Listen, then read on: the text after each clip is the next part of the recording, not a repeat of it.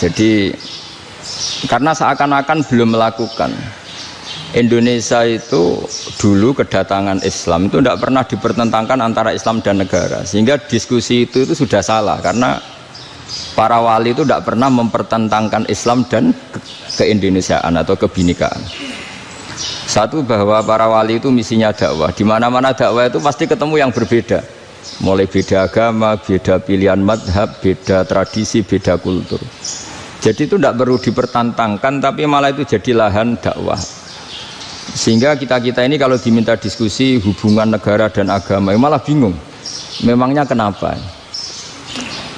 Itu seperti dulu zaman P4, saya punya kawan di Jogja, teman saya nulis tafsir Profesor Zaini, itu pernah zaman Pak Erto disuruh sosialisasi P4 di Papua. Apa hubungan Pancasila dan UUD 45? Itu orang Papua jawab, hubungannya baik-baik saja Pak. Jadi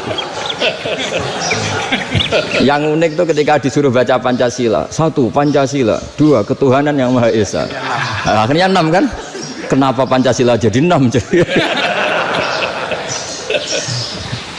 Yang unik itu ketika ditanya, ini saya melihat langsung di TV 7 itu, Indonesiaku itu. Ada anak-anak kecil ditanya, bendera ini milik siapa? Bendera merah putih itu. Jawabannya apa? Milik sekolahan Pak aja. Karena memang milik sekolah. Itu yang tanya itu kaget. Milik sekolahan Pak. Nah, tentang tema ini mohon dibaca ini langsung start ya, langsung serius karena tadi sudah kayak jurkam tadi, ini yang langsung khas ilmuwan. Ini sebagai penghormatan saya pada Yunisma, ini khas keilmuan. Imam Zuhri adalah gurunya Imam Malik. Ya, saya ulang lagi ya, Imam Zuhri adalah gurunya Imam Malik. Halaman 29. Ini langsung start saya baca halaman 29. Dan ini terutama yang para punggawa-punggawa ini. Saya baca ya. Ini teks tidak ada yang saya rubah, memang persis seperti ini. Bismillahirrahmanirrahim. Yaqulu Zuhri, ini gurunya Imam Malik. Fama futiha fil islami fathun qablahu kana a'zama minhu. Innama kanal qitalu haitsul taqon nasu. Falam makanatil hudnatu wa wadu'atil harbu wa amana nasu ba'duhum ba'du wal taqaw fatafawadu fil hadits wal munaza'ah. Falam yaklim ahadun bil islami yaqilu syai'an illa dakhula fihi. Walaqad dakhalataini kasanaten mithlu man kana fil islam qabla dzalika au aktsar. Terus ini ngomongnya harus santai, nggak boleh provokatif. Begini, kita tahu dalam perdamaian Hudaybiyah itu poin-poinnya itu semuanya merugikan Islam. Di antaranya adalah jika yang Islam masuk kafir harus dibiarkan, karena berarti masuk ke habitat asli. Karena Nabi sebelum jadi Nabi, komunitas pokok itu kafir, sehingga kalau Islam masuk kafir kembali ke habitat. Tapi kalau Islam masuk kafir, kafir masuk Islam itu harus dikembalikan karena dianggap bid'ah. Maka kalau kamu dituduh bid'ah itu tenang saja dulu, Nabi itu ya dituduh ji'ta bidinin muhdas, kamu datang dengan agama yang baru. Cuma agak diteruskan wa kullu muhdasatin bid'ah wa kullu bid'atin dalalah. Jadi orang-orang kafir dulu kalau ngomentari Nabi, ji'ta bidinin muhdas, kamu datang dengan agama yang apa? Baru. Nabi nurut. Semua perjanjian yang merugikan Islam itu Nabi nurut. Tapi Nabi hanya minta satu hal, jangan ada perang 10 tahun. Dan orang boleh seminar, boleh diskusi tentang Islam. Ya ini dengerin betul ini. Jadi saya tidak akan provokatif, ini pakai logika. Nanti bisa dipakai disertasi doktor. Tapi saya minta orang boleh diskusi, boleh seminar tentang Islam.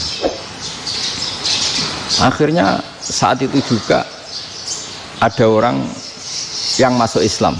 Di depan tulisan itu belum kering istilahnya. Datang ke situ, namanya Abu Jandal bin Suhail bin Amr. Itu datang ke Nabi, ya Rasulullah, saya ini mau masuk Islam.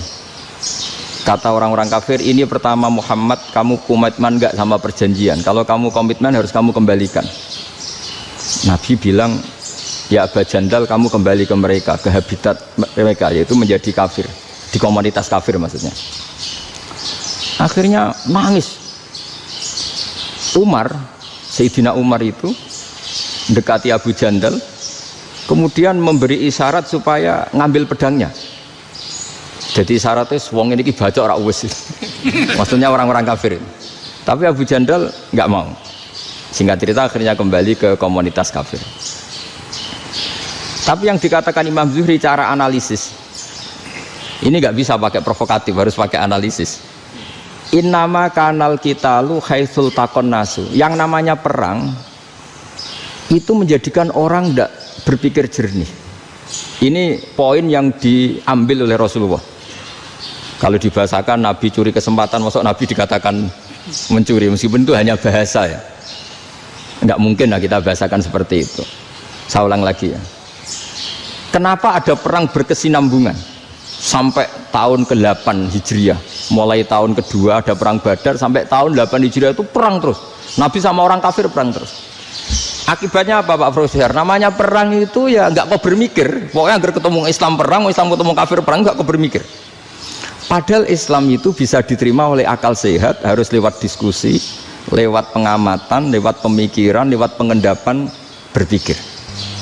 Makanya Nabi tahu ini masalah besar. Kalau orang perang terus, itu gak kober mikir Islam, tidak sempat diskusi tentang Islam. Makanya Nabi hanya minta satu poin. Oke, perjanjian ini saya turutin semua, tapi saya minta orang kafir semuanya boleh mendiskusikan Islam, boleh seminar tentang Islam. Mereka bilang iya, pada pikiran mereka kan diskusi paling piye. Ternyata betul, ada diskusi. Terus temanya gini, kira-kira bener di Muhammad Abu Jahal. Terus Tuhan Muhammad sama Tuhan Abu Jahal itu keren mana? Diskusi. Tuhan Muhammad itu khaliqus samawati wal ardi, yang menciptakan langit bumi. Sebagaimana kampanyenya Muhammad. Ya mereka masih jangkar bilang Muhammad. Kalau Tuhan kita, ya berhala itu yang kita bikin, yang kadang rusak, yang kadang kudanan, terus lemutan, pokoknya terus diskusi. Kita kok bener pengirannya Muhammad. Terus Muhammad Abu Jahal. Mulai dhisik Muhammad itu ratau bodoh nih. Mulai dulu Muhammad tuh gak pernah bohong. Abu Jahal, waduh, wis bodoh nih ngongkonan. Wis ribet kan? Dan semua diskusi itu mengarah ke kebenaran Islam. Akhirnya ngomong kafir sing tokoh-tokohnya cara Jawa yuk. Wah semane jebule masalah ini kan. Artinya gini, kalau kita ingin Indonesia damai, sebenarnya yang untung itu Islam. Karena Tuhan yang menciptakan langit dan bumi tentu gak akan diperbandingkan atau akan dikalahkan oleh Tuhan yang lahirnya saja sudah di bumi. Misalnya kita menjual Tuhan Allah, siapa itu yang menciptakan langit bumi, yang ada sebelum langit bumi, bandingkan dengan Tuhan yang lahirnya di bumi, ada tanggal lahirnya, ada aktenya, itu kan sudah ribet kan. Begitu juga kalau memperbandingkan tokoh, Muhammad itu siapa? Tokoh yang bisa menyatukan pan Arabik, tokoh yang begini-begini, yang sayang istri, sayang keluarga, dibandingkan dengan tokoh Abu Jahal, Abu Lahab yang corong jauh penggaweannya yang ngerugikan orang lain. Akhirnya orang itu mulai tertarik sama Islam. Makanya kata Az-Zuhri pakai bahasa dulu, falam yaklim ahadun bil Islam. Tapi kalau sekarang yang populer itu bahasa yatakallam. Sebenarnya yang benar itu bahasa kalimah yaklimu kalaman, karena masdarnya itu kalam, berarti sulasi nopo mujarrad. Tapi di fiilnya itu mujarradnya enggak kelaku. Jadi di fiilnya takallama ya takallamu, tapi untuk masdarnya yang kelaku kalaman. Jadi ini agak unik, agak enggak lazim. Mestinya kan takallama ya takallamu takalluman, tapi di masdarnya kalam populer, tapi di fiilnya tidak populer. Saya teruskan ya. Ini penting sekali. Jadi menjual Islam, kalau boleh dibahasakan menjual, itu tetap enak dalam kondisi damai. Karena kalau kita perang, itu bawaannya kalau ketemu ya perang. Kalau ketemu perang, sehingga orang itu rakober diskusi dulu. Saat benernya Islam sampai kafir itu bener di. Karena tidak kober diskusi, tidak sempat diskusi, orang yang milih yang kafir. Karena yang mayoritas yang kuat. Sementara Islam zaman itu lemah. Lah Nabi itu yang diminta hudnah, yang penting kita damai. Terus orang boleh mendiskusikan benar mana kita dan mereka. Ya setelah diskusi ya tadi kan nggak mungkin Allah yang begitu keren hebat pencipta langit bumi dibandingkan berhala yang mengurus dirinya sendiri saja tidak bisa. Walhasil terus orang mulai tertarik sama Islam dan aturannya nggak boleh dilarang diskusi itu. Nah makanya saya pernah ditanya beberapa profesor di Jogja, Gus, suatu saat kalau kampus paling keren di Jogja ini ada Islamic Studies, kemudian pengajarnya dari berbagai agama, ini riskan nggak bagi Islam? Saya jawab, asal yang didiskusikan Islam itu nggak masalah, yang repot itu nak umat Islam. Karena kalau umat Islam yang jadi percontohan, banyak raja yang dolim, banyak pemimpin muslim yang dolim, terus identik dengan Islam itu jadi dolim, kan ribet. Ya kalau pas umat Islam, kalau Islam yang kumat kan jadi masalah kan. Nah ini kan terus jadi beda umat Islam sama Islam yang lagi apa? Kumat. Singkat cerita terus Islam mendapat posisi yang luar biasa.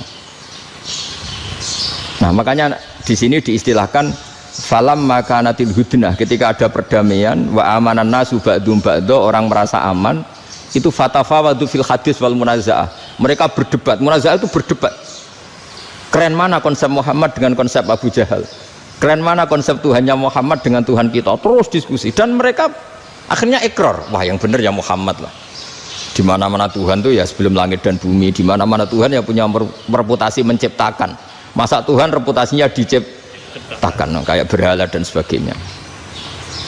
Ibadah juga gitu, ibadah wong kafir itu kalau tawaf itu telanjang, ibadah Muhammad santun pakai pakaian. Terus akhirnya mereka mulai tertarik Islam. Sehingga saya lihat di beberapa tafsir, saya memang tidak akan ngomong yang tidak serius, ngergani Unisma ben sawangane pemikir serius. Di Quran itu sampean lihat di tafsir Tobari itu ada ayat bal naqzifu bil haqqi 'alal batil fayadmaghuhu fa idza huwa zahid. Qadzafa itu kalau di kamus tak lihat itu takallama bila dalilin. Qadzafa itu ya pokoknya sekenanya. Artinya gini, kebenaran Islam atau kebenaran hak itu kamu taruh sekenanya saja itu tetap menang. Apalagi kamu taruh secara teratur, kamu taruh sekenanya saja itu tetap menang. Sehingga di sini banyak sahabat yang hidup di Cina. Sekarang juga banyak orang alim yang milih hidup di Amerika, banyak orang alim yang milih hidup di Inggris. Dan mereka pede, percaya diri, karena kebenaran itu kamu letakkan di mana saja, itu tetap akan menang, akan menemukan momentum kemenangannya. Misalnya gini, contoh paling gampang. Dulu para peneliti, saya ulang lagi, dulu para peneliti itu ya datang kemana-mana, termasuk Ibnu Battuta, termasuk Ibnu Khaldun, ya semua peneliti itu suka neliti. Setelah diteliti, Quran itu satu-satunya kitab suci yang membicarakan sains, misalnya tentang falak, tentang astronomi, tentang asal-usul kejadian manusia, kejadian makhluk, juga bicara tentang geografi, geologis, semuanya. Sementara kitab lain hanya cerita tentang mawaid wal hikam wal ibar. Jadi diteliti kayak apa, pada akhirnya hak ini yang menang. Bal naqzifu bil haqqi 'alal batil fayadmaghu fa idza huwa zahid. Saya berkali-kali cerita, ada ulama yang ahli matematika. Ketika ditanya kenapa kamu suka ngajar matematika, sampai muridnya itu ragu, ini guruku mlebu swarga ta ora, penggaweane mulang matematika. Tapi para muridnya bermimpi bahwa Imam Amudi itu disuruh ngajar para malaikat. Dan itu pede betul dia. Kata Allah, ini ulama saya yang iman kepada saya setingkat iman kamu. Jadi malaikat itu tidak mungkin Gusti, kita menyaksikan langsung engkau, sementara ini di bumi nggak nyaksikan jenengan. Kenapa bisa sepede dan seyakin itu? Akhirnya Imam Amudi disuruh ngajarin matematika. Jadi Anda kalau profesor itu nanti harus sempat ngajari malaikat, itu baru benar-benar profesor. Jadi nanti di akhirat ngajari siapa? Malaikat. Jadi ada seminar yang melibatkan banyak malaikat, narasumbernya itu seorang profesor. Itu ketika kenapa engkau begitu yakin kalau Allah itu Tuhan dan Allah itu Al-Wahidus Shomad. Terus Imam Amudi mulai nulis angka agak beraturan, 2, 3, 4, 5 sampai 1 miliar, 1 triliun, semuanya enggak beraturan. Kata beliau, nisbatus naini wasalasa ila ma la nihayatalaha iku nisbatul far'i ilal asli. Mbok angka sebanyak apapun, 2 dibanding 1 ya far'ul wahid, 3 dibanding 1 ya far'ul wahid. Semua angka yang enggak terhingga pun dibanding 1 semuanya far'ul wahid. Semua angka sebanyak apapun itu cabang dari angka satu. Fakullu hadil awalim far'un minal wahidis somad, yaitu Allah Subhanahu wa ta'ala. Akhirnya malaikat tepuk tangan, iya juga. Jadi begitu juga ada ulama itu ahli gambar. Saya dulu ngaji sama Mbah Mun Al-Husunul Hamidiyah, itu kitabnya itu banyak gambarnya. Dan kali gambar yang ngawur betul, mangga ahli gambar. Saya epol, terus sempurna lele. Semua gambar bangunan, gambar sapi, pokoknya gambar. Ternyata dia menemukan Tuhan itu dari gambar. Gambar serapi ini atau seruwet ini sama. Gambar rapi sama ruwet itu sama kalau dalam pandangan tauhid. Dimulai minan nuqtah al-wahidah. Kowe cek gambar sing rapi, sing indah, cek gambarmu elek, dimulai dari satu titik. Dan titik ini nuqtatil wujud, yaitu Allah Subhanahu wa ta'ala. Jadi nak cara ahli tauhid gak penting gambare api, menang lomba atau ora penting. Butuhe hadis surah ini gambar baik yang rapi maupun ndak adalah min nuqtah dari satu titik. Ya, alam raya sebanyak ini mbok gambar mbok ora, cek mulai Mars sampai Jupiter kabeh semua bentuknya yang banyak ini semuanya min nuqtatil wujud, yaitu dari titik wujud. Gini kok Allah Subhanahu wa ta'ala. Di sini hebatnya ulama-ulama, mbok dia pengajar matematika, mbok pengajar gambar, semuanya dipakai perangkat untuk tauhid. Nah, itu kan juga bagian dari Islam damai, Islam yang sangat tidak perlu perang untuk orang dipaksa Islam, nggak perlu provokatif kayak tadi pidatone rektor jenengan tadi. Jadi ciri utama ilmuwan tuh kalau ngomong datar tapi logikanya nggak terbantahkan, itu ciri khas ilmuwan. Kalau ciri khas politikus kalau ngomong itu keras, provokatif lah kira-kira gitu. Tapi isinya biasa. Nah, saya berharap nanti semua profesor doktor itu datar tapi isinya kualitasnya bagus ya. Mentes. Jadi makanya terus kata ulama, kenapa diistilahkan balnat zifu bil haqqi? Kenapa pakai qadzafa sementara qadzafa maknanya takallama bila dalil? Maksudnya bila dalil di sini itu min ghairi ikhtiyajin ila dalilin. Kebenaran itu memang nggak butuh dalil. Apa kita perlu dalilnya apa? Buktinya apa? Kalau tiga itu cabang dari satu. Wong gendeng yakin yang takut gitu pas orang gendeng. Wong tiga cabang dari satu kok ditanyakan buktinya apa? Itu min awalil bidah. Pertama orang pasti tahu kalau tiga itu far'ul wahid. 1 juta juga far'ul wahid. 1 miliar juga far'ul. Gambar yang sebanyak apapun ya dimulai dari satu titik, cek gambar benar maupun yang tidak. Akhirnya apa? Ulama dulu itu sebegitu rileks nerangkan tauhid. Lalu kenapa asma ini yang ya ini kan khas NU ya, khas pesantren. Sebenarnya saya keberatan pakai istilah khas NU, pakai khas pesantren karena NU itu anaknya pesantren, jangan dibalik pesantren anaknya NU, karena sebelum ada NU itu ada pesantren. Tapi kayaknya Unisma lebih suka pakai bahasa NU dan saya ya agak-agak orderan yang terpaksa disuruh ngomong. Ini agak apa ya, agak kacau sebetulnya ini, agak kacau. Jadi NU itu sama pesantren itu tua pesantren. Jadi NU dilahirkan pesantren, bukan dibalik pesantren dilahirkan NU. Sehingga barokahnya didirikan pesantren ini, kadang nyuwun sewu sekali Mbah Hasyim itu kadang ide besar beliau itu ora dituruti wong NU. Jadi Mbah Hasyim cara kula kok dadi Mbah Hasyim ya mangkel. Mbah Hasyim itu ngarangno kentong.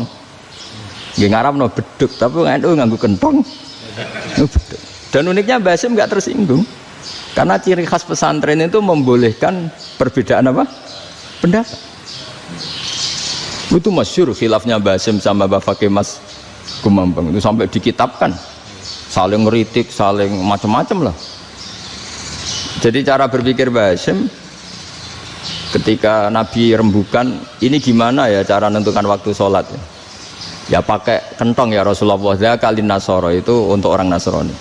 Ya pakai buk itu trompet, zakalil Yahud itu untuk orang Yahudi. Terus ada yang lagi pakai api ya Rasulullah, zakalil Majusi itu orang Majusi. Setelah itu ada orang datang lari-lari cerita mimpi azan tadi. Ya itu terus dipakai sarana pemanggilan sholat ya azan itu. Sehingga Mbah Hasyim menolak kentong. Karena mantas sababi kaumin bahwa beliau keras sekali sampai bilang haram. Beliau judulnya ya haram. Al-Jasus Antakrimin Nakus. Setelah naskah itu sampai ke Mbah Fakih Mas Kumambang di Gresik situ, di daerah Dukun situ. Dulu nggak ada WA ya, jadi sampainya ya lama. Makanya saya sampai sekarang nggak punya WA, karena ya saya ulama kan, kalau WA-an terus ya jadi ulama.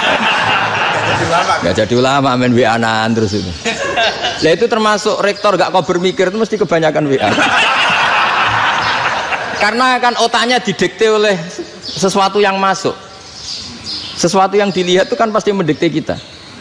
Beda kalau yang nggak WA-an kan mikir apa kita yang menentukan. Kalau WA-an kan kita ditentukan. Mau mikir anaknya butuh apa, gara-gara WA informasi Jakarta mikir Jakarta. Padahal secara kewajiban ngapain kamu orang Malang mikir Jakarta? Gara-gara WA mikir Jakarta, belum selesai ada berita di Sulawesi, mikir Sulawesi. Habis itu mikir NTT. Makanya semua orang sekarang merasa tokoh nasional gara-gara informasi yang masuk itu nasional. Jadi Mas Yo RT yang mikir gimana Gus Indonesia kok. Padahal RT loh. Sampai lupa kalau dia itu RT. Jadi semua orang sekarang merasa tokoh nasional. Nah, itu gara-gara apa coba? Akhirnya semua orang juga punya ide tentang nasional. Harusnya negara itu gini-gini. Jebule wonge sing duwe ikon itu sapa? RT. Ribet kan? Saya teruskan. Setelah naskah itu sampai ke Kiai Fakih Mas Kumambang. Beliau itu marah besar. Ini harus dilawan, dan saya bukan karena benci Mbah Hasyim. Beliau teman saya ketika ngaji Kiai Mahfud di Mekah. Jadi Mbah Fakih dan Kiai Hasyim itu teman ketika ngaji di Mekah. Secara ngelawan tuh lucu,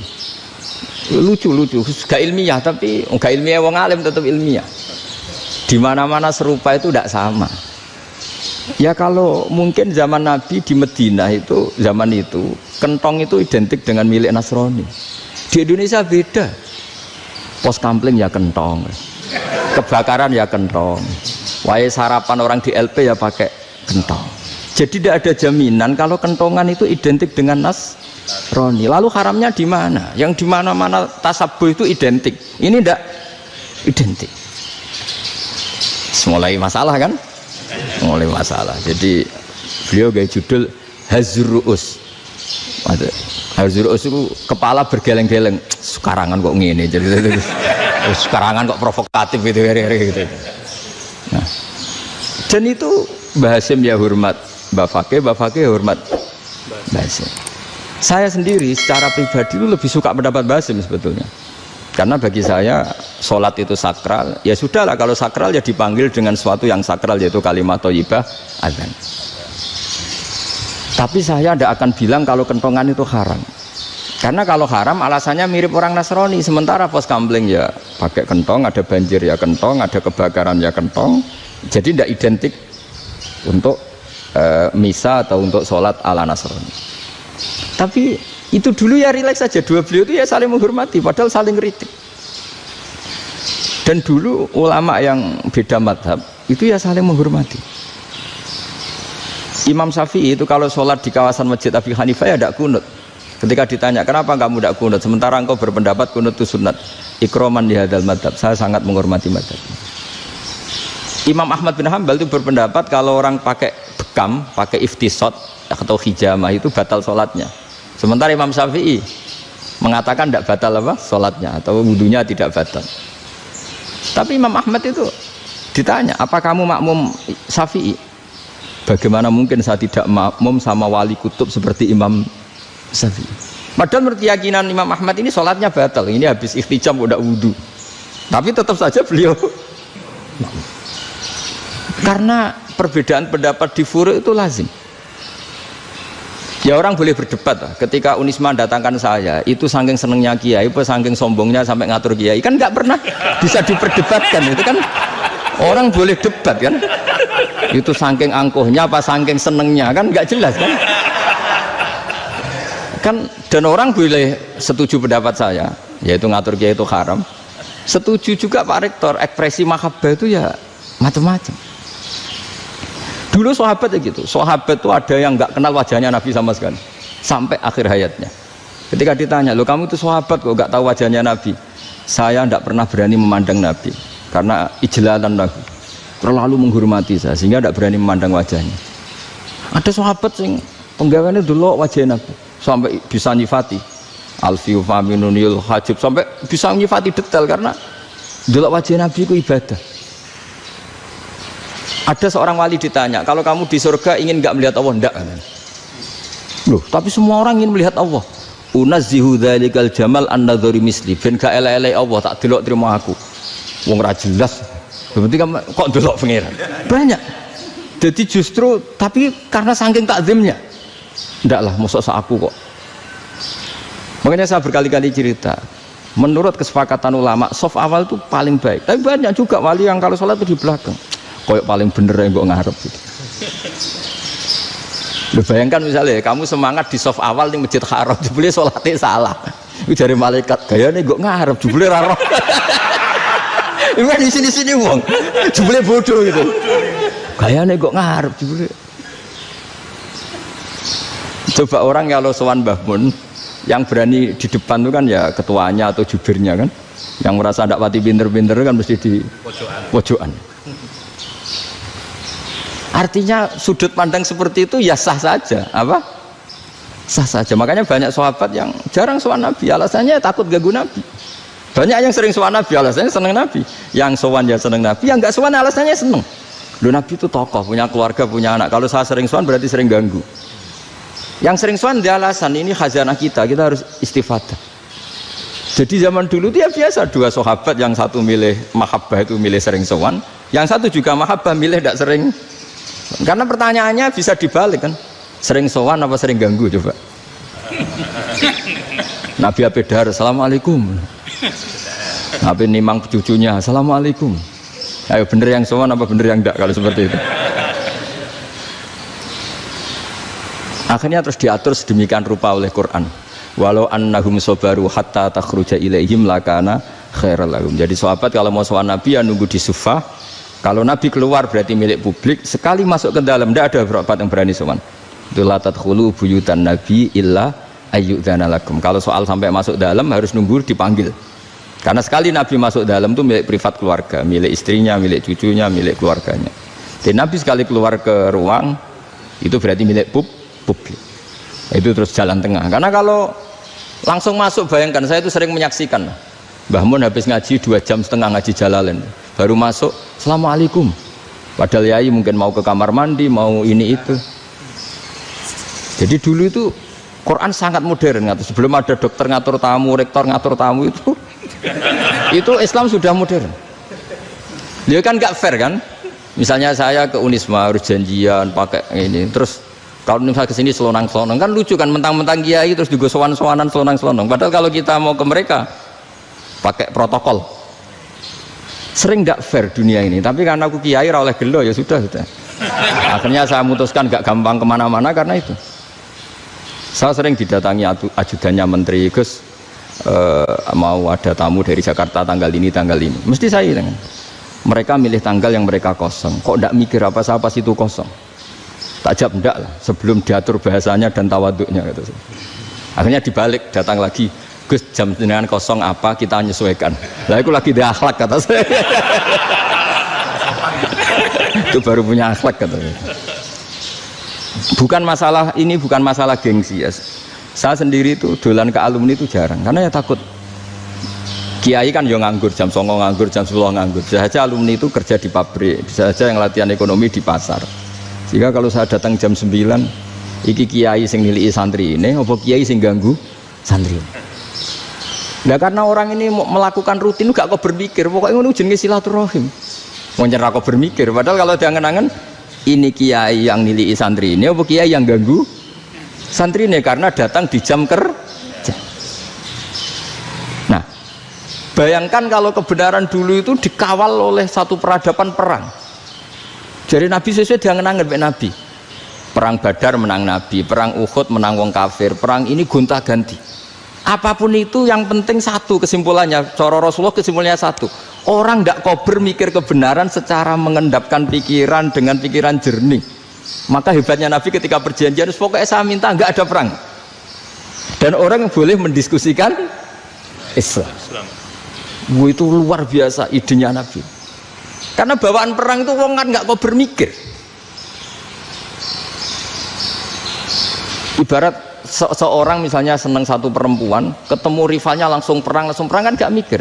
Tapi kalau kau bermikir, dia ngenangen cawe wedok iku ora seneng aku. Untungnya apa untuk wong ayu ora seneng, malah mau loro hati. Terus sudahlah, buruan dialihkan kemana kan gitu. Itu nak mau amen WA nan tukaran lewat SMS atau tarung langsung ora kau bermikir. Tapi kalau kau bermikir, akhirnya berpikir nih. Perempuan tadi sebenarnya yang disenangi siapa? Oke, ternyata senang Pak Erick. Sudah kita ngalah. Karena tidak ada nikmatnya kan menikahi perempuan yang sama sekali tidak mencintai kita. Tapi kalau nak kau berpikir pokoknya diprovokasi, wah gue kalah mbak A, gue kalah mbak B. Pikirannya kan, ojo sampai kalah. Bareng wis menang ternyata ada lah. Nah bayangkan Islam itu seperti itu dulu, dipertarungkan. Luang Islam itu dinu aklin, agama yang diterima dengan akal sehat. Tapi sekarang ukurannya perang. Yang menang berarti benar, yang menang benar. Kan terus jadi repot. Dan itu Nabi tidak ingin, makanya Nabi ingin sudah lah, nggak ada perang. Nah makanya kata Imam Zuhri, fathul Islam terbaik adalah orang boleh diskusi tentang Islam dan tidak ada perang. Lagi-lagi penting, tidak perang itu penting, silmun itu penting, perdamaian itu. Setelah tidak ada perang, akhirnya fatafawadu fil hadis wal munazah, orang boleh diskusi apa saja, termasuk boleh adu polemik. Konsep satu Tuhan dan Tuhan banyak diperdebatkan. Akhirnya Nabi secara rileks bisa menjelaskan, Muhammad, urusan kita banyak. Kalau Tuhannya satu tidak cukup, Tuhan harus banyak untuk menyelesaikan berbagai urusan. Ada Tuhan bagi rektorat, bagi ya, macam-macam kan. Ada Tuhan untuk ngurusi utang, ngurusi BPKB, macam-macam. Terus kata Rasulullah, enak saja Nabi jawabnya. Ya kalau kamu punya majikan banyak, perintahnya beda-beda, kamu mangkel enggak, bingung enggak? Ya susah mat, kalau majikannya banyak, perintahnya beda-beda, kita jadi repot. Seneng mana? Seneng majikan satu. Ya sudah, Tuhanmu itu majikan kamu. Kalau Tuhannya banyak, perintahnya macam-macam, kamu yang repot. Akhirnya ya sudah mat, Tuhannya satu aja. Nah, itu ya barokahnya diskusi tadi, barokahnya enggak perang. Daraballahu mathalan rajulan fihi syuraka'u mutasyakisuna wa rajulan salamal lirajul hal yastawiyani masalah. Terus alhamdulillah. Jadi orang yang paling kafir pun saat itu taslim. Nah ini kembali ke kalimat la ilaha illallah. Saya tidak perlu provokatif, pasti teori saya itu benar. Bukan saya bilang benar itu karena sombong, enggak. Ini sesuai teks. Misalnya begini, benar enggak kelompok takfiri yang suka ngafirkan orang lain? Itu pasti tidak benar. Logikanya gampang. Orang yang kafir 70 tahun saja dengan melafadzkan la ilaha illallah menjadi muslim. Masa dengan kalimat yang sama yang muslim menjadi kafir? Itu logikanya kan enggak ketemu. Orang kafir 70 tahun untuk menjadi muslim disuruh baca apa? La ilaha illallah.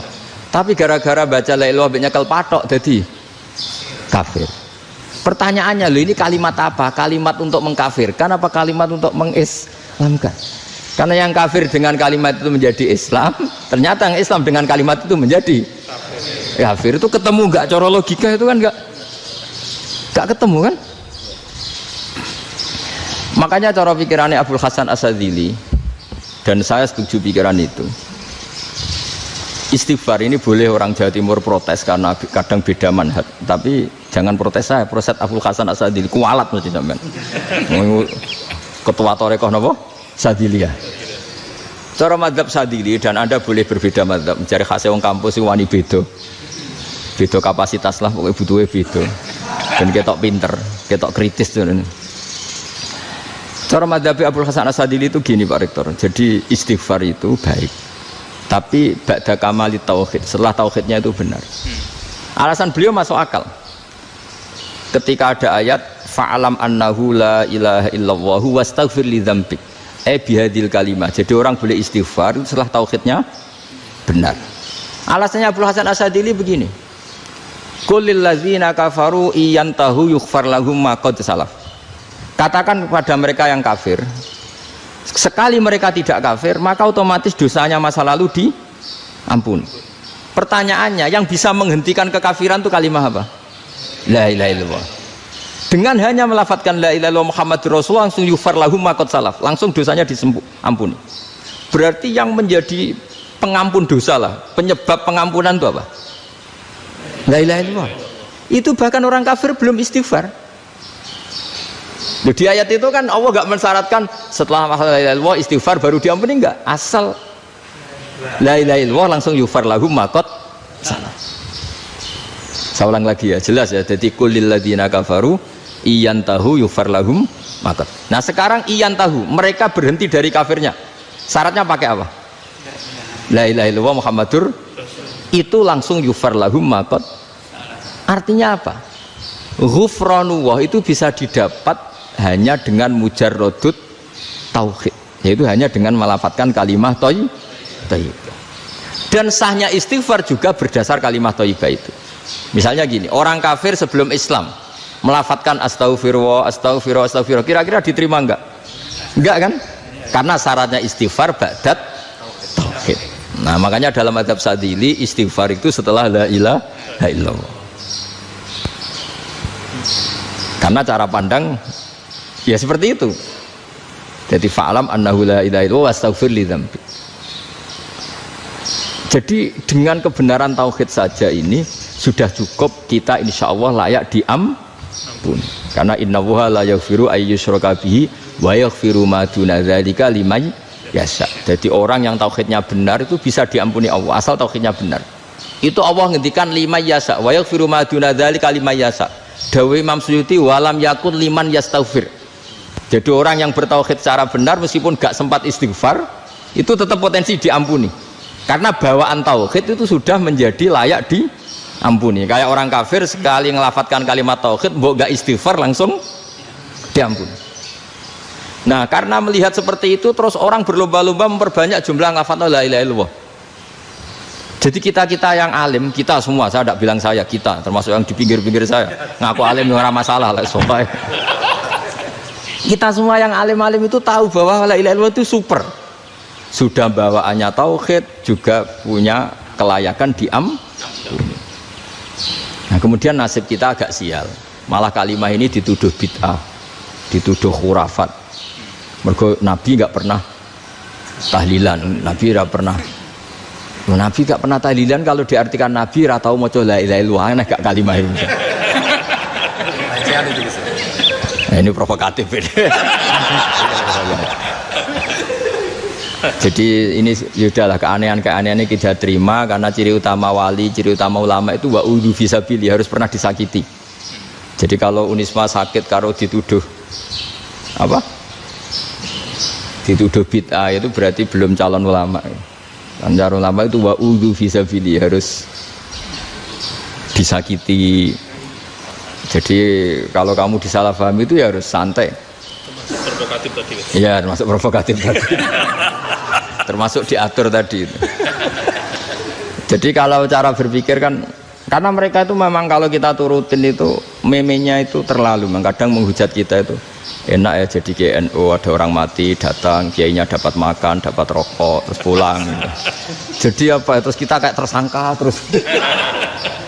Kita kan kayak tersangka terus, tertuduh terus itu. Terus yang orang NU ya memenya juga nggak kalah ekstrimnya. Boleh ya ajaran orang nggak boleh ngasih-ngasih kiai gitu. Berarti boleh dong ajaran kikir. Jadi memang kadang apa ya, cangkem elek lah bahasa kasarnya itu. Itu memang kadang lebih mengenakan. Kalau kita datang ke acara mayat kan dapat makan, dapat minum. Kalau yang sohibul bed rokok ya dapat rokok. Kalau kiainya dapat wajib, kadang 20.000, kadang 50.000. Terus memenya itu kok setega itu ya, ada orang meninggal kok malah kita makan-makan. Seakan-akan kan kultur ini biadab kan gitu. Tapi yang orang NU kebalikan bales. Oh ternyata nggak boleh ya mayat disodakoi, ternyata nggak boleh ya orang dermawan. Berarti Islam membolehkan medit ya gitu. Modus ini kan. Tak angen-angen itu luwih mandi timbang takbir ya kan. Karena ini kan memicu emosi kan. Memicu apa? Emosi. Nah tapi saya kalau disuruh bela mana itu tidak ada yang saya bela. Ya seorang sudah lah, kalau mau nganggur saja sudah itu bisa. Ya tapi itu memang apa ya, itu khazanah Islam, ada yang kritik ada yang enggak. Ya itu memang khazanah, ya biasa aja kalau saya biasa aja. Karena dulu ulama itu sudut pandangnya itu ya seperti itu.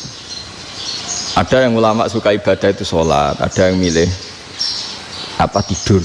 Sampai Imam Ghazali bilang suatu saat ibadah terbaik di zaman akhir itu tidur kan. Sholat saja kalah sama tidur kan. Tapi itu loh ya, yang wajib tetap loh, terus kamu gak sholat wajib. Begini beliau mencontohkan itu. Ada orang sholat tahajud terus obsesinya itu ingin hajatnya terkabulkan. Sementara yang tidur obsesinya nikmati rahmatnya Allah, boleh tidur, bisa tidur. Kata Imam Ghazali, timbang kita tahajud terus nuntut pangeran aduk turu katanya. Mergo engko di akibat terus setan memberi bisikan, "Loh nyatanya kamu tahajud ya gak terkabul." Berarti cerita bahwa Nabi ngendikan kalau doa tahajud mustajab enggak. Daripada ngono ki aduk turu ora tau ndonga. Timbang ngabri-abri Islam timbang ngelek-ngelekin apa? Islam. Jadi ulama itu mulai dulu itu sudah berpikir. Banyak orang menjadikan tahajud, sholat malam itu media untuk hajatnya. Dan kalau nggak kesampaian ini mutung. Nyalahkan kiainya ijazah ramandi. Macam. Daripada ngono ora usah apa? Tahajud turu. Dan jenis kayak ini tuh banyak. Makanya ulama kayak saya itu seenake dhewe itu ya jarak. Saya sering didolani mukhibin terus bilang, "Gus, saya doakan gini-gini, saya mau nyalon bupati atau saya gini." Saya bilang, "Gak waduh orang dongo, nak ramandi darani ulama dongane ramandi." Nak mandi kamu jadi bupati tetap nganggep karena beli. Sopo sing ora bupati saya juga beli. Ribet kan? Ketika mereka jadi ngunsurkan doa kamu apa karena kemarin beli? Yang beli maksudnya, nggak beli nggak usah tersinggung. Jadi ribet ngadepin. Nggak, artinya gini loh, doa itu jangan dipakai begitu loh. Kalau minta nasihat tak nasihati, jadi bupati yang baik, gubernur yang. Kalau minta doa itu resikonya. Akhirnya kiai kalau diminta doa ya doa, sebenarnya diisinya itu nggak doa kemenangan. Selamat. Itu nggak selamat gitu. Karena ribet. Makanya Islam itu doa itu setelah iman. Aturan iman benar baru doa. Aturan iman benar termasuk Allah itu yaf'alu ma yasha, boleh melakukan yang dikehendaki. Allah nggak boleh terdikte oleh doa kita, nggak boleh. Ya saya ulang lagi ya, madzhab Hasan Asyadzili ini khas kita. Jadi la ilaha illallah itu didahulukan sebelum istighfar. Tapi kebalikannya madzhab Imam Sanusi itu dibalik. La ilaha illallah itu kalimat yang sakral. Karena yang sakral dibutuhkan muqaddimah, yaitu yang melafadzkan harus yang sudah bersih, yang sudah steril baru melafadzkan la ilaha illallah. Maka dalam madzhab Sanusiyah istighfar dulu baru la ilaha illallah. Nah, dalam madzhab Abul Hasan Asyadzili kebalikan, istighfar itu sah setelah sahnya tauhid. Kamu ikut mana tuh? Asyadzili apa Sanusiyah? Alhamdulillah sama-sama tidak paham, ya sudah. Akhirnya sudah, ya nggak kemana-mana kan gitu. Jadi apa ya? Terus ini saya teruskan, ini biar khas pesantren atau khas NU lah, kalau bahasa Pak Rektor khas NU. Ini Ben sampean tahu beberapa perbedaan itu lazim, halaman 24. Ya, halaman 24 sama 25. Tak baca, ini masih orisinil. An Sufyan bin Uyainah, ini juga gurunya Imam Syafi'i. Kata Sufyan bin Uyainah, beliau cerita, kana Isa wa Yahya alaihi masalam ya'tiyanil qaryah fayas'alu Isa an syirari ahliha wa yas'alu Yahya an khiyari ahliha. Jadi Nabi Isa dan Nabi Yahya itu satu generasi, sama-sama masih muda. Kalau di satu kampung yang Nabi Yahya tanya, ini keluarga terbaik siapa? Saya mau nginap di situ karena kumpul orang baik itu nyaman. Kalau Nabi Isa kebalikan, keluarga terburuk mana ya, saya tak di situ. Nah terus akhirnya faqala lahu Yahya lima tanzilu ala syirarin nas, kenapa kalau kamu bermalam kok malah kumpul orang-orang yang nakal? Innama ana tabibun udawil mardo, saya ini nabi ibarat dokter, di mana-mana dokter yang ngumpuli yang sakit, ngobati yang sakit. Makanya di NU itu ya banyak Kiai Jazab mengumpuli yang nakal-nakal. Nak tepak yang ngentas yang nakal, nak tepak ya katut. Ini adu nyali lah sudah gitu. Tapi itu ada ilmunya, yaitu niru Nabi siapa? Isa. Kalau kamu dokter penelitian itu cari daerah yang banyak pandemi apa yang bersih? Yang banyak pandemi, karena yang namanya penelitian ya di situ kan. Kalau kamu dakwah ngentas kemiskinan, ke daerah miskin apa daerah kaya? Nah sama, kalau ngentas kefasikan ke daerah fasik apa daerah orang soleh? Fasik. Ya, tapi itu Nabi Isa. Nah kalau kamu tidak Nabi kan potensinya kan ngadut itu. Tapi setidaknya bahwa kita sering disalahkan karena punya beberapa tokoh yang ngancani fasik-fasik, itu sebenarnya ada dalilnya, yaitu Nabi siapa? Isa. Nah terus masalah tegas dan lunak. Ketika ada mahasiswa misalnya pacaran, boncengan lanang dan perempuan, Itu pilihan kita apa? Kalau tegas, terus gak mau mendengar kita. Misalnya gini contoh gampang, tak beri contoh Pak D. Jangan orang tua, nanti secara fikih itu beda. Nah ini kan kita orang pesantren, nah, biasa ngaji fikih detail. Kamu Pak D seorang perempuan, mahasiswi misalnya, sering pacaran. Setiap ke situ sama pacarnya kamu diam saja. Padahal kamu dosen keislaman. Mesti pamanaan kamu nyimpulkan, ternyata pacaran itu tidak apa-apa. Buktinya Pak D itu tidak negur, menengah. Ini berarti as-sukut alal mungkar. Tapi kebalikannya, Pak D ini terkenal keras. Nak rono mesti rada aku ponaan. Akhirnya yura rono. Mesti ngerti nak mesti diamuk. Nah, dua orang ini sama-sama gagal kan? Yang lunak menjadikan ponaannya pacaran terus karena enggak negur sehingga dikira membolehkan. Sing keras juga gak sempat bina wong rono era wani. Akhirnya dua orang ini sama-sama enggak ketemu, sama-sama enggak berkesempatan membina kan? Gagal membina kan? Karena yang keras ponaannya enggak pernah situ, berarti enggak bisa bina kan? Yang lunak membiarkan berarti juga ada bina. Nah, Islam itu antara dua itu.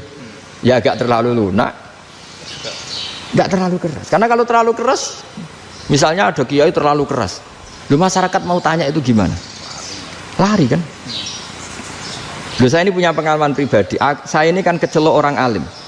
Itu kalau pernah ya saya itu berusaha ya pokoknya ya umumnya orang alim lah. Tenang, terus anteng, enggak gejlok-gejlokan. Itu enggak ada yang tanya. Saya mimpi ketemu beberapa ulama itu disalahkan. Terus umat saya kalau mau tanya itu ke siapa? Wong alim wis wibawa, meneng tambah banget wibawane.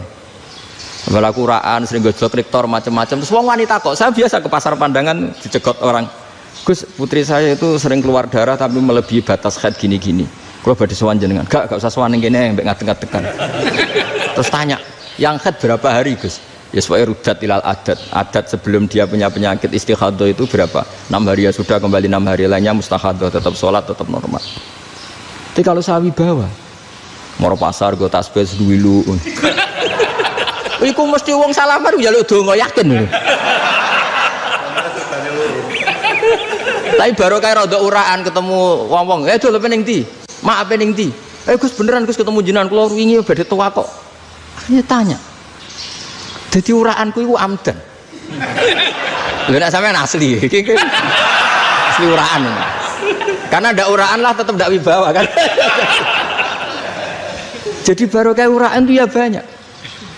Saya itu kalau ngantor di Jogja itu banyak orang yang tanya. Ya biasa tuh tanya macam-macam. Karena saya uraan.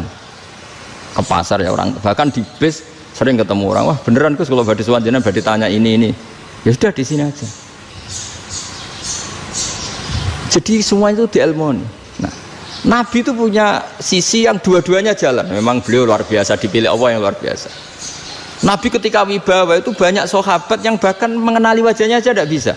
Ka'anna ala ru'usihim at-thair. Bayangannya seakan-akan di kepalanya itu ada burung yang takut terbang, saking antengnya. Tapi Nabi sekali mengeluarkan job, sekali santai, itu sahabat tanya itu sampai yang nggak pantas ditanyakan. Nabi saat tadi kumpul istri saya, tapi tidak inzal itu wajib mandi ndak. Aro'aita law anna ahadana ya'ti imra'atahu wa lam yunzil. Itu ya ditanyakan. Nabi mun kumpul ya betul saged inzal sepundi. Guys betul lagi. Terus ya ada yang tanya macam-macam. Ya saking ada sahabat dipanggil Nabi tambah lari, dipanggil lagi tambah lari. Panjenengan nyeluk pas kula kumpul bojo kula. Lah kula kuwatir jenengan orang suci, saya belum mandi, makanya saya lari. Nabi ngendikan innamal mukmin thahir, ya nak masalah ketemu kiai ra apa-apa ijek junub. Sementing kok nak salat kados sik. Tapi Nabi sekali pakai madzahirul jalal, tapi pakai wibawanya, itu orang enggak berani ngomong. Tapi sekali Nabi rileks, itu orang bisa tanya apa saja, termasuk halal yang enggak pantas. Lalu ada sahabat itu tanya lucu, tanya Maimunah. Maimunah itu ya cantik tapi sudah agak tua lah. Maimunah, ya umal mukminin, hukumnya ngambung bojo pas Ramadan piye? Wah gak roh aku, gak tahu diambung kan Nabi pas Ramadan. Tanya Saudah, wah malah orang-orang diambung. Kalau Saudah itu kan wis tuwa itu. Lucunya istrinya jawab, tanya Aisyah yang mungkin Nabi. Iya, yang mungkin tanya Aisyah. Itu yang usulnya istrinya Nabi Maimunah. Selalu Aisyah. Tanya be Aisyah. Ya Amiral, ya umal mukminin gini-gini.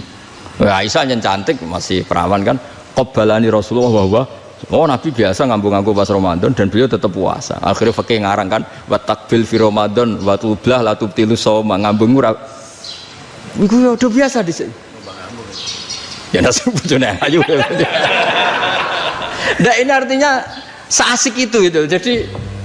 Jadi garwane Nabi sing ngrasa rodok tuwa. Wah, aku ora tahu ya.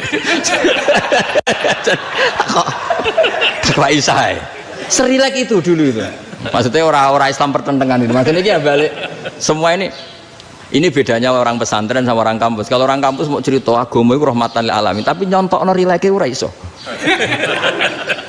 Agama itu rilek, tapi nyontokno rileke ora iso. Mergo ora pati ngaji. Contohnya ora iso, tapi mau gawe kaidah mau Islam itu rahmatan. Jadi Nabi itu lah, Allah juga gitu. Allah itu kalau sudah memperlihatkan madzahirul jalal itu mbok malaikat Jibril rawani ketika Allah dengan madzahirul jalal. Tapi kalau Allah dengan madzahirul jamal, madzahirul apa? Jamal. Iku yo gojok-gojokan ambek makhluk gojok. Yo buli-bulian cara sakniki. Ya sampean delok ning hadis syafaat itu, akhiru man dakhalal jannah atau akhiru man kharaja minan nar itu di beberapa judul. Ada seorang rojul yang ahli neraka ya, dintas mbek pangeran terus ditudono swarga. Gusti, swarga sengiler tok ora wong wayu roh wis ngiler tok ngerjaluk Gusti mosok roh tok ora oleh mlebu jarimu asal mlebu metu kon neraka ora jaluk-jaluk meneh sumpah lho ya gak jaluk apa-apa meneh mboten Gusti sekali saya keluar dari neraka ndak akan minta apa-apa lagi wis wallahi la as'alu ghairaha mesti ghaira khoslah ghaira tilkal khoslah ya niku selain keluar dari neraka saya ndak akan minta lagi didono swarga wong do kelon seru wibet kan sing bojone elek kan dendam dadi ning swarga iku swarga wis macam-macam Gusti mosok roh tok ora oleh mlebu jarine ra janji ra njaluk meneh akhire ya wis didelokno neraka jadi pangeran jawabe gampang didelokno neraka roh neraka begitu menyakitkan begitu ngeri sudah Gusti saya ndak minta surga sementing enggak masuk neraka Rabbana srif anna adzab jahannam setelah lama itu diadepno swarga njuk mlebu swarga terus diadepno neraka akhirnya ya sudah saiki mlebu swarga gak apa-apa iku jawabe lucu atas taziubi jenengan ngenyek kula mengkarwan ra di swarga kok mlebu swarga terus akhirnya mlebu swarga kan mlebu swarga tamanna sangen-angen sing mbok jaluk apa barang angen-angen yang indah-indah laka wa asratu amsal ya iku tak turuti wa asratu amsalih lan lipatan ke-10 jawab wong lanang ya lucu atas taziubi wa anta rabbul alamin jenengan pangeran kok ngenyekan maksudnya wis karuan aku ora pantes terus dari pangeran la astaziubika walakinni alama asya'u qadir aku gak ngenyek kowe pancen aku pangeran nuruti kowe iku iso jadi Allah sendiri ketika dengan madzahirul jamal itu malaikat ya ono sing wani bantah masyhur itu kan malaikat sing bantah pangeran atas alufia mayusidu fiha wasfikut karena Allah dengan madzahirul jamal yang paling masyhur Nabi Musa itu ketika Nabi Mi'raj itu beliau kira-kira di langit keempat lah yang masyhur atau kelima ngelangkai Nabi Musa nangis ya Rabbi ini apa-apaan orang sing ja'a ba'di kemudian melangkai makom saya ini apa-apaan jadi Nabi Muhammad kan apapun hebatnya kan junior kok melangkai makom saya ini apa-apaan nggak fair sampai Nabi Muhammad itu tanya gini sama Jibril reaksi Allah gimana ketika melihat Musa seperti itu jawab malaikat Jibril lucu ya roh khiddatahu Allah sapal gayane Musa biar jadi lucu ya dibiarin aja sama Allah tapi yang jenenge Nabi Musa itu kekasihnya Allah tetap berkah bagi kita betul ketika setelah Mi'raj diwajibkan sholat 50 gentenan Nabi Musa kelihatan nabinya sebenarnya Nabi Musa itu sebetulnya loh gak nguntungkan kita sebetulnya tapi yang nguntungkan sebenarnya tidak niat nguntungkan kita tapi nguntungkan Nabi Ibrahim kan di langit ke-6 keren lah konti jong ketemu Allah ngeten-ngeten kan sholat seket karena Nabi Ibrahim terkenal Nabi baik tidak bantah bareng Nabi Musa kenapa diceluk pangeran aku akan sholat ping seket inna ummataka la tutiku dalik wah gak kuat umat serai-rai gak umatmu orang arah kuat seket rokat tapi sebenarnya Nabi Musa itu niatnya bukan membela kita fa inna ummati la umatku sing gagah-gagah ra iso meneh umat. Berarti sebetulnya ya itu masih pakai gengsinya gitu. Wes ngono-ngono lah sementing kita untung. Sebetulnya dia itu enggak terima wong umat saya aja yang lebih kuat. Enggak kuat apalagi umatmu. Dan terus sebutin irji ila rabbika fas'alhu takhfif. Itu berarti Allah dengan madzahirul jamal. Sudahlah, datang ke Allah minta keringanan. Allah itu baik. Minta, ambek Allah ya diringanan mau 5 tok. Jadi cek 45. Balik Nabi Musa, piro 45, cek ra kuat umat. Wong umatku ra kuat. Jadi sebenarnya dia bilang umatku ra kuat. Lho cara Nabi Muhammad model wong Malang, yo beda umatku mbek umatmu. Ribet kan? Beda. Lho Nabi Muhammad kan enggak seperti itu kan? Enggak punya akhlak Malang kan, akhlak. Maksudnya akhlaknya mujur itu, enggak akhlak yang baik gitu. Ya akhlak yang mujur, bukan yang Malang gitu. Jadi Nabi ya manut. Tinggal 40 kan, dikurangi lagi 35 sampai 9 kali kan, masyhur itu. Ya kan kalau dikurangi 55 kan berarti turun naik kan 9 kali. Itu setelah 5 itu Nabi Musa aja usul, masih ragu. Itu cara Nabi munggah nentek. Ini entek ya.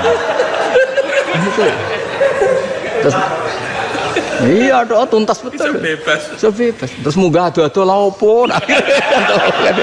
Ngapain itu?